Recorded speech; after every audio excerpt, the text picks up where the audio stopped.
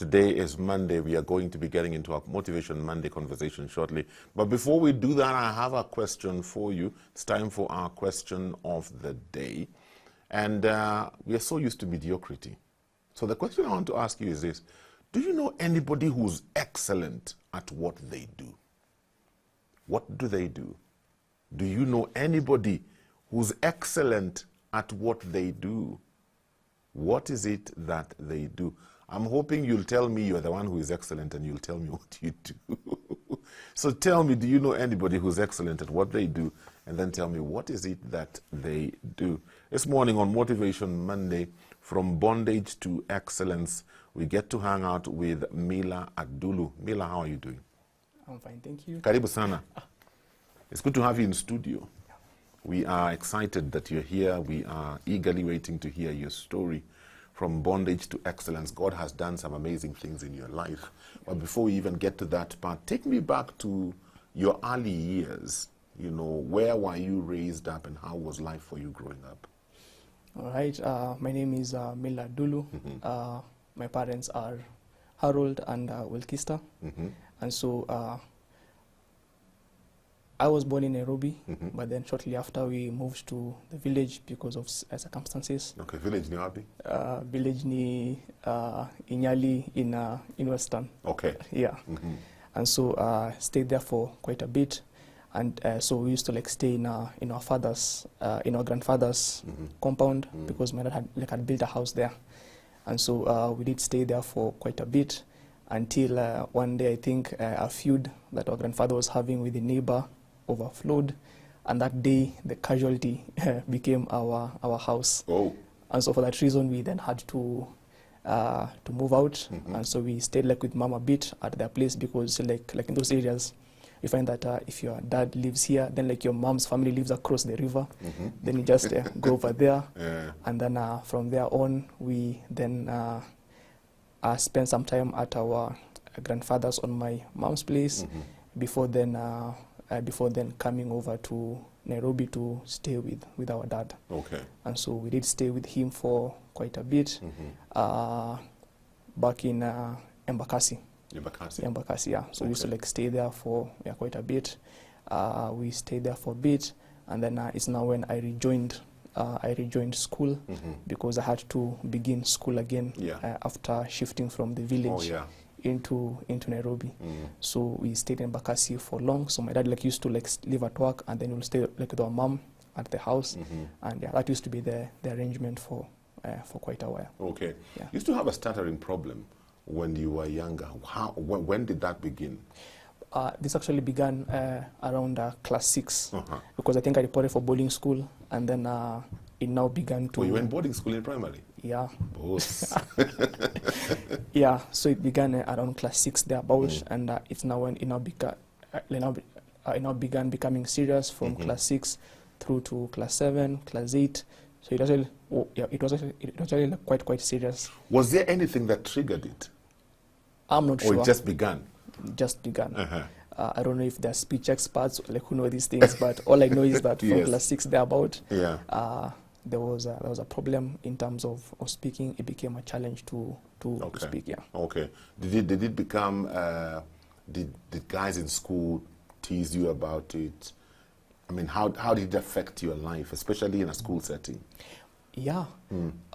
Obviously, when you have like trouble speaking, one, it takes too long, and then to convey a message. Yeah. And so at times it can be an object of a lack of mockery, but you know you can't take it personally because some people like want things said quickly. Yes. Yeah. And so you can't say quickly, and I think then what that led to was just having to focus on studying and things like that, and so it now became like much easier to write as opposed to speak. Speaking. So I'll have like, say if I want to like speak at some point, just write it down, then have somebody else say it on my behalf in case I'm too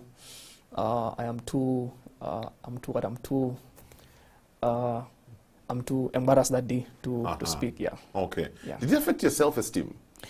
I will say yes a bit because again you see like there is so much that the human heart can take when people are mocking you all the time. So yeah, it does affect the self-esteem a bit because into high school now, the same continued a bit, and so it was now our teacher of English that now, because of the authority that she held, yes, she forced everybody to listen to me speak, and so everybody had to wait until I was done speaking, for the class to continue.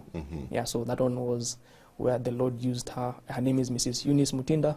So the Lord used her to now begin to do the retraining of the of speaking publicly. Okay. Yeah. Okay. So I know the other thing that you went through when you were in high school is somebody introduced you to pornography. How did that happen? Yeah. So this was actually in like back in primary school. So not secondary, primary. Yeah, primary school. Yeah. Okay. So you find that we did have, because our dad was away for work and our mom will go to work as well. So like I think one day we were just playing around, because now just like play around the neighborhood as we wait for the parents to come back in the evening. And so I think one day one of the people that we used to like play around with, they had some friends, and so I was minding my own business, playing outside, and they come quickly, like running, and they're like, you have to watch something. Then like I'm like, yeah, let's go. Then I go with them. Then we go into a particular house, into their house, and so I go in, and then I sit down, and then I notice that they're closing the windows, because I was actually like quite young then. Yeah, I didn't know what was going on. So they close the windows, all that stuff happens, and then they put in a movie, and then I now came to know years later what that movie was, and they were laughing at me because I was not understanding what was going on. So that was the introduction. Okay. But then how the seed now began to grow was a number of years later, because then you find that computers are now, like getting accessible, and so if you get some bundles, you're like, let's have a look. By the way, I saw this like video once. Let me look it up and see what it was, and that is now where the chain began to form. Okay. And so it solidified a bit for a number of years. So I was like, if you can say that was from around class 6, class 7 thereabout, through to form 3 in high school. So it was quite a challenge, and the very hard thing about these things is secrecy, because I think if I had told somebody then what the kids had done, then obviously there would have been some measures to rectify. But I don't know why I kept quiet. Yeah. So yeah, that was it. Embarrassment. How would you say that affected your life? And the reason I'm asking this is because I'm finding that amongst our young people today, it's not a big deal. When you talk about pornography, it's not a big deal. Back at social media, young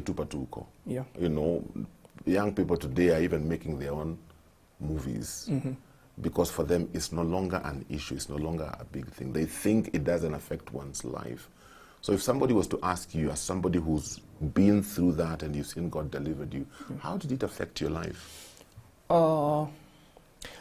So the first thing I'll say is obviously like coming to be saved now, you understand that what is shown in those particular films is not what happens with actual people. Yeah. And this has been taught by wonderful men of God, whom just seeing the videos all around, and you realize that those things that happen.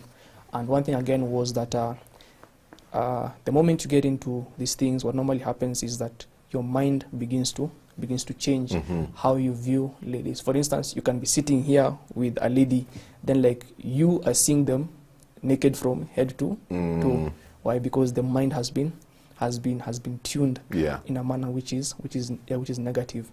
And then now you find that things like pornography, all these videos, they don't come just as videos.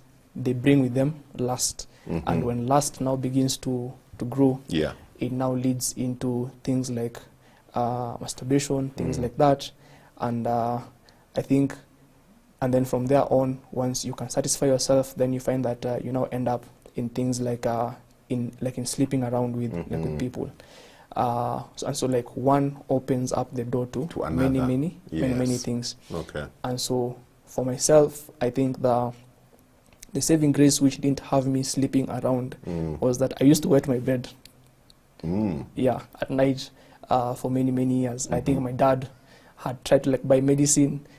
It worked for like a few days, but then he was like, if it stops, it stops.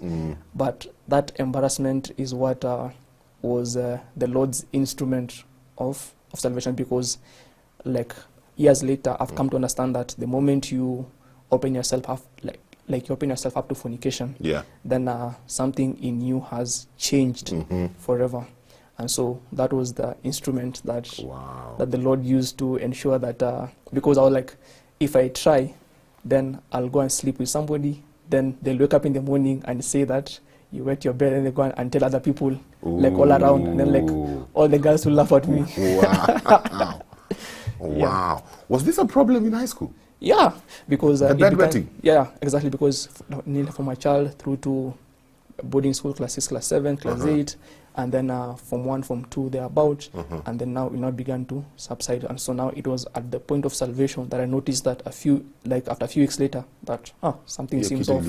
Something seems off. I was like, Now, this issue has not begun to subside. Man, I'm just looking at those two issues. Yeah. The stuttering and then the bedwetting. Yeah. And I'm thinking, man, how do you survive that, especially in high school? Guys in high school can be brutal. Yeah. How did you survive that? Well, I think like in high school, maybe like I just like say that people didn't like speak much, just that they'll be like saying a few things here and there. But it was quite embarrassing just to be the one that people know it is you, but they can't say out loud. Yeah, but they know it is you. So just it is like judging yourself. Inside. But yeah. Wow. I had a similar problem, but mine was not during the night. Mine was during the day. Maths, class 5. Yeah. I've shared this story so many times. Yeah. Class 5, we had a maths teacher called Mr. Kimotho. Yeah. That guy was a sadist. Yeah. That guy would whip us with a fan belt, a car fan belt. Yeah. Hey, anakuuliza hesabu, before you even think of how you're going to one side, he is giving you a lash on your back. Yeah. And so for me, every day, class 5, Mr. Kimotho would come into class, and the windows of heaven would open, and the floodgates would open, and my friend, it was so bad my parents were called to school. Yeah. I don't know if they remember, they're watching the show. Yeah. And I was given permission by the head teacher that any class, you can walk out. Yeah. If you feel like going to relieve yourself, you can walk out. You don't have to ask the teachers for permission. It didn't work. It still went on the whole of class 5 until the moment we transitioned to class 6. Just like you're saying. Then the one day I realized, by the way, hiyo shida iliendaga wapi? And I realized it was the anxiety of class 5 and Mr. Kimotho and mathematics. By the way, I divorced maths in class 5. So I have some understanding of what you're talking about. I'm interested to know how you gave your life to Christ, because it seems like the salvation experience for you is very significant, because certain tangible things in your life changed that no one can deny. So how did you get born again? Now, the high school I went to Nakuru High School, and so first of all, I didn't want to go there. Oh. Yeah. So at where did you want to go? At Alliance. Okay. Yeah. So at our primary school, it is like Nuru Primary School, in Ushago. You find that we'll like choose like classes at we'll choose classes at class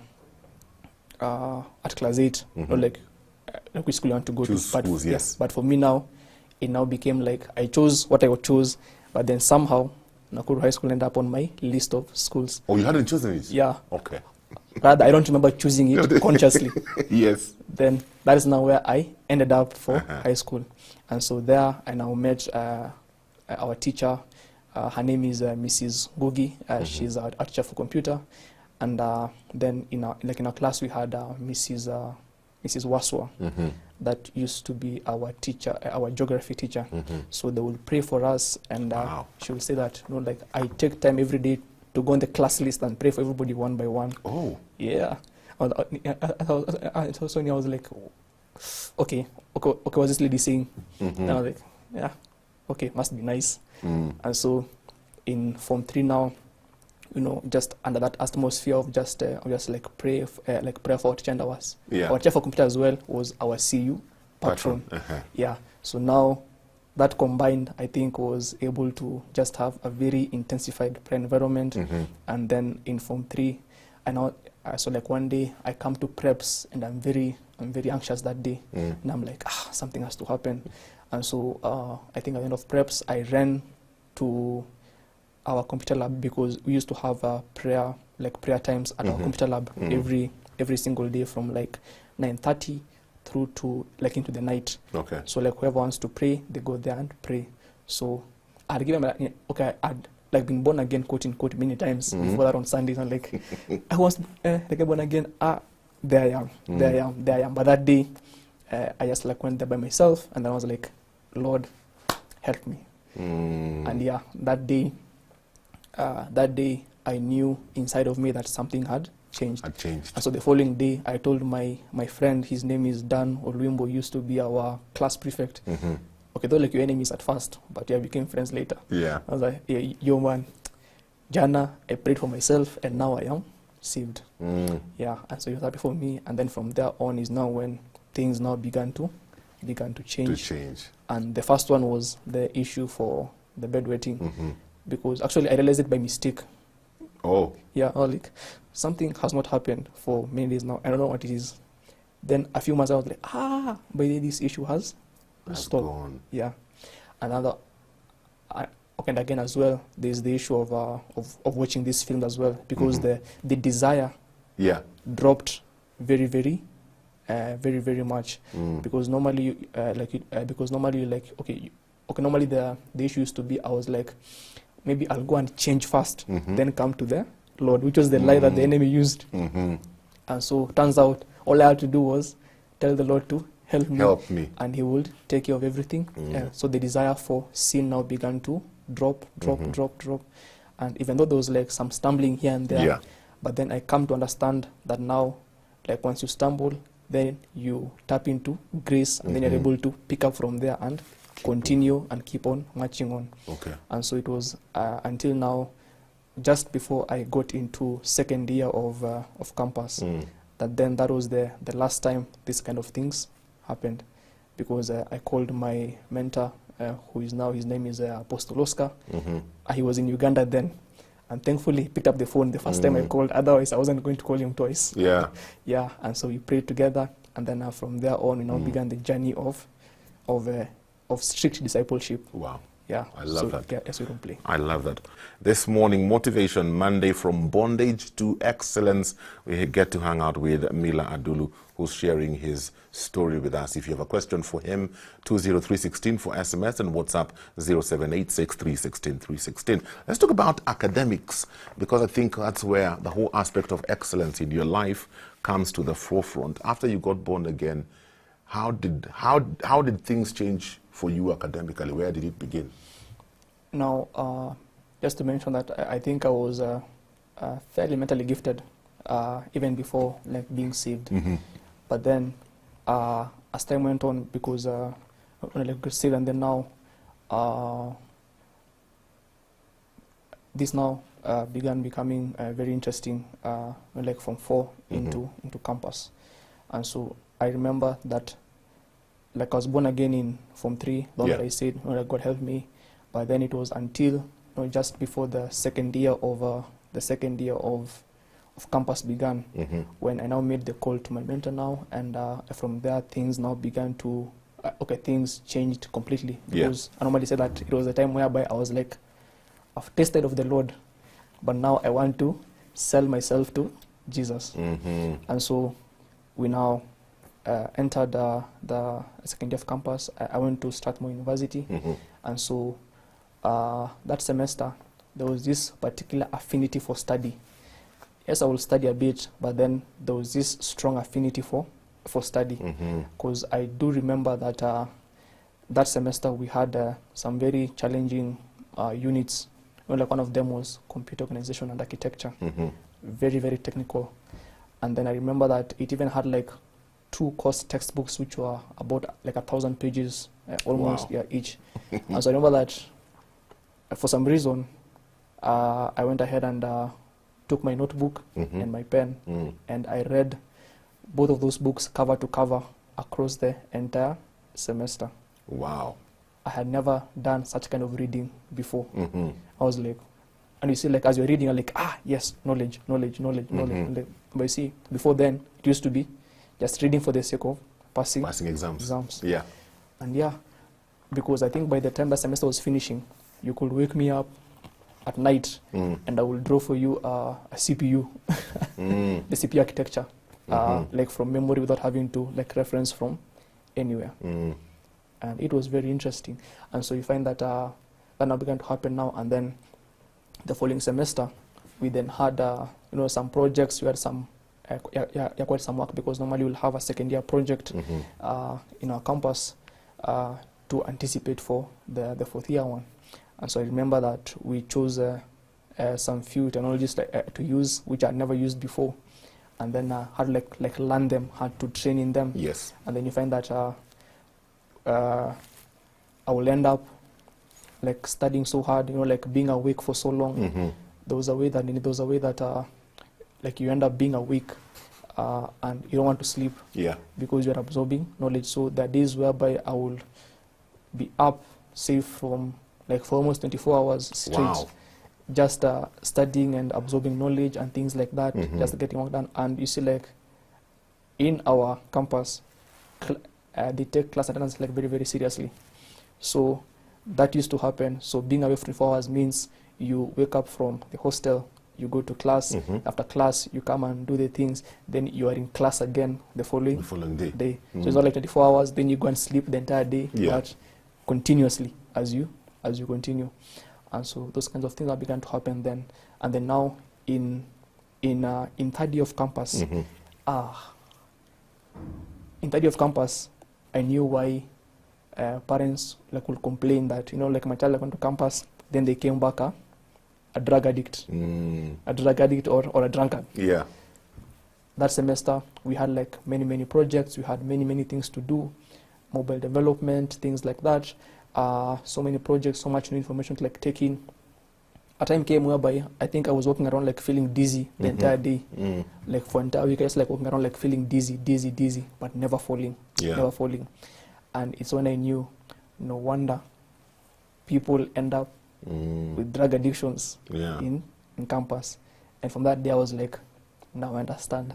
I think even helps just like extend a bit of grace to some people, because the mental weight of absorbing knowledge is very heavy.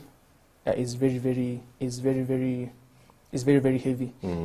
if the Holy Spirit is not stabilizing your mind, then I think I now understand why some professors will end up running mad or like behaving funny, because the Holy Spirit isn't there to stabilize. And to help you absorb the knowledge. So all I'm saying here is that the Holy Spirit was able to upgrade mental faculties to ensure that you are able to absorb more knowledge, absorb more without coming to a point of cracking. And so from then on, it now began. I think that it was like 3.1, then 3.2. You find that a time now came whereby I will sit down just before the exam and then summarize entire units for the semester just the day before the exam, and then have them in question and answer format, just for anybody who was not able to, who was having trouble studying. So that began like 3.2, and then now into the fourth year of campus is now when, because in 3.2 it was like one unit, but then now like fourth year now was now all the units that were shared. And so it takes like so much time just to type up like notes before every exam day. And looking back, I don't know how that happened, because you see, like, the course will be like over 13 weeks. So like summarizing 13 weeks of content in like 2-3 hours overnight.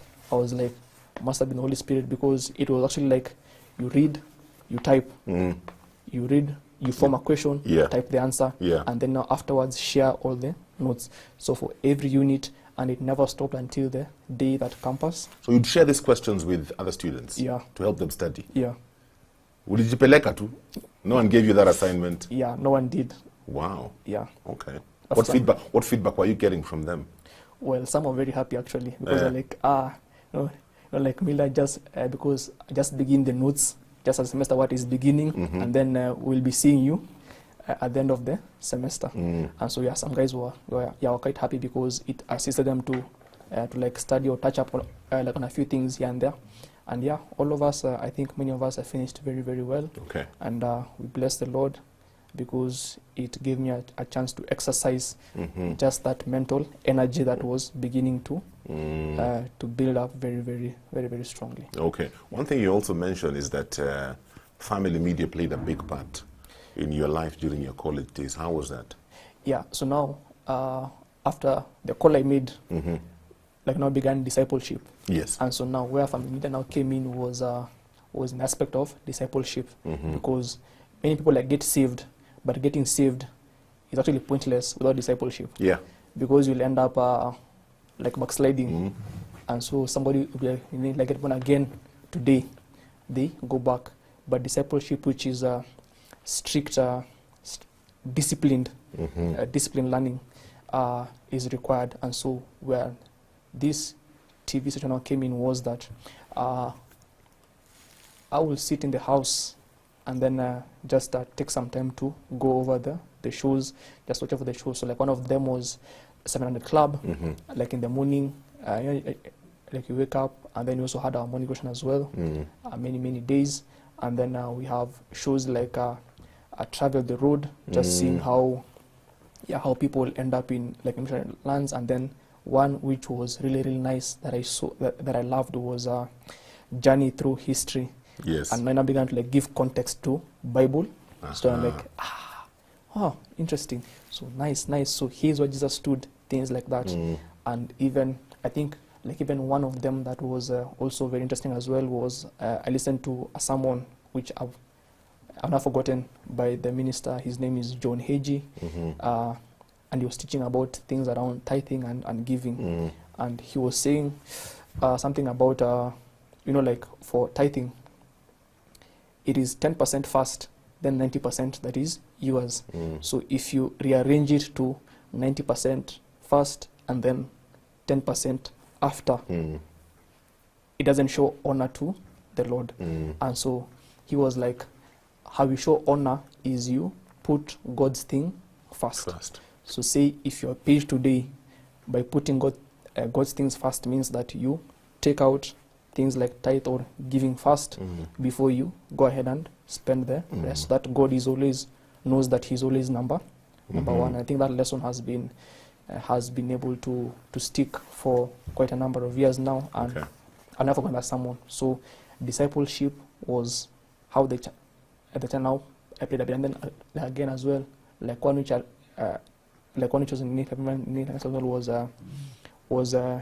was Marriage Today by Jimmy Evans. Jimmy Evans, yes. Because now I began to undo some of the concepts that were taught.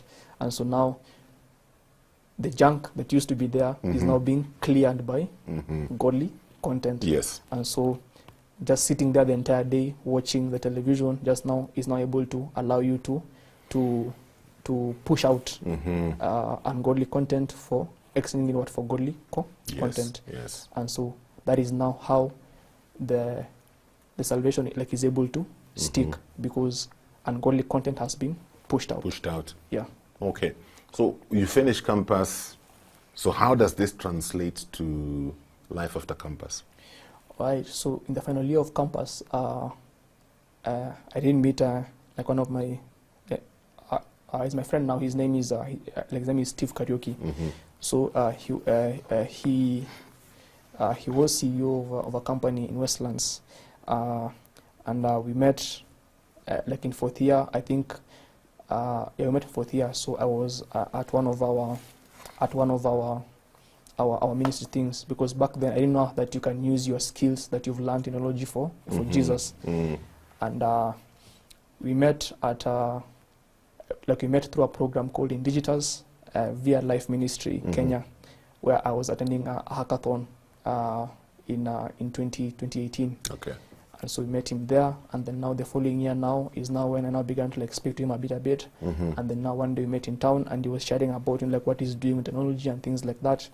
And so when I was finishing campus in November of 2019, that final week of campus, he arranged for us to have like an interview. And so I went, and then I was interviewed by him and his team, and then I think I got called for the position the following week on Monday. Okay. And so I reported to work in December of 2019 as others were now just now beginning to like enjoy their holiday. And so into the following year now, we then had to like doing very interesting thing. Okay, back then there wasn't like as easy as it is now, but we will go ahead and make some. I think like one thing I was able to like look into so much was how to do things like video calls and just basically making calls over the internet. So ideally we spent some time just building out the infrastructure for that at his company, which I researched I think over 2 weeks, and I'd never done it before. And about like 2 weeks, then like I now got a way to do it. And then now we're like able to like implement it, and it was a very interesting mental experience just to do that. And then even just like playing along with the team, doing a number of things. I think by the time it was like 6 months or so, this one can be even like confirmed by the team as well, that it was I who was responsible for quality assurance to ensure that work is properly done before it heads out to things like the Play Store for clients to use. And so it was very interesting. And I think one day they found out like how old I was, because guys thought I was like 27, 28, but back then I think I was like 22 there about. I was like, whoa, so like you're this young, and so like we've been listening to somebody who has been this young, and it was actually quite interesting just to see them respond that way. But now you see, in engineering, like engineering is engineering, so age doesn't count, and it was very interesting just to receive that as a testimony of what God had been able to do.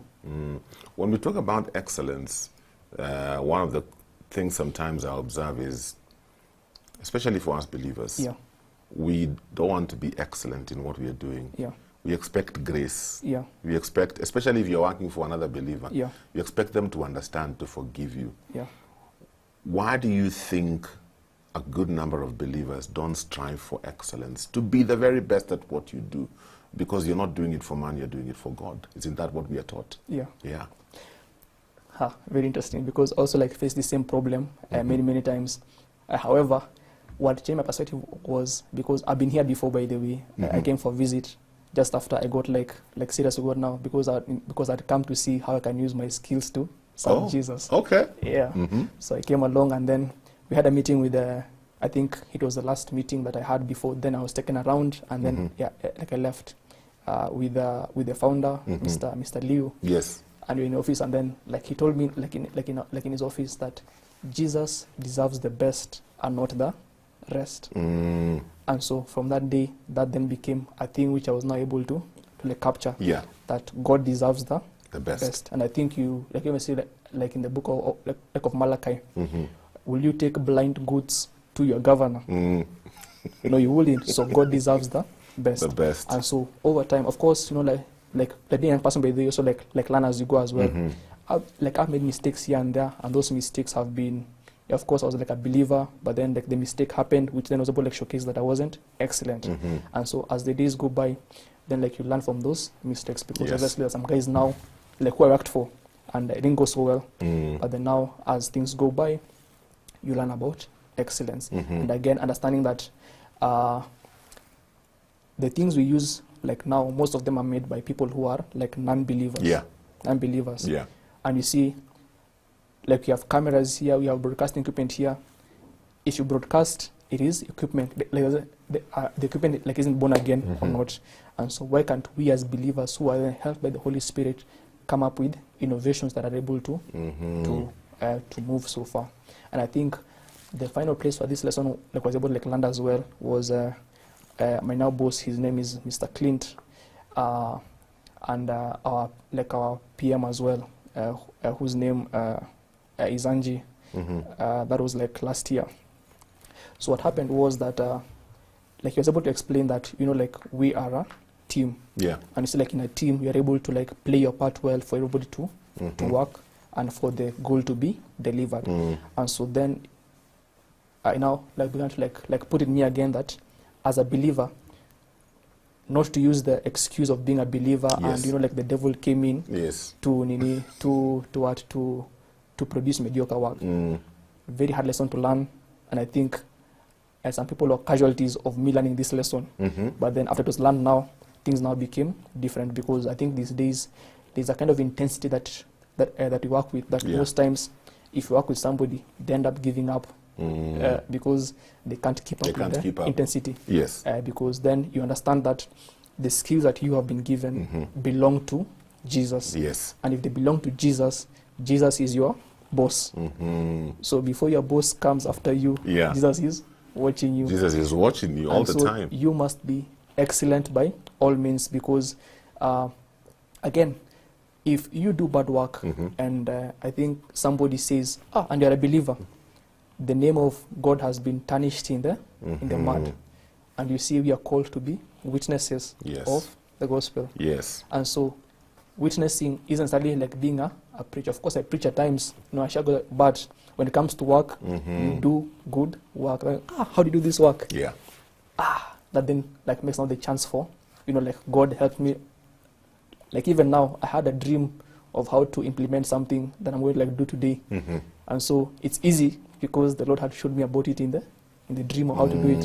So you see, God is then like able to help you be able to deliver on your mandate, because if you do good work, His name is glorified.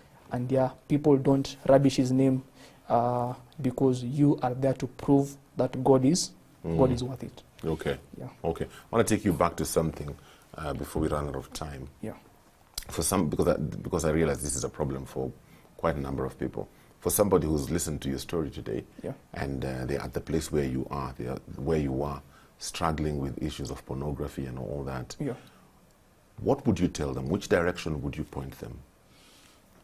Now, one thing to understand is that the enemy isn't very powerful. All right. And then again, you must know the answer to who you are. Who am I? My name is Miller. I am a child of God, born to worship, and as a result, given dominion over ICT to be able to present Jesus to people in the space of ICT. Ooh. Now, once you understand who you are, then now you understand why the challenge was there.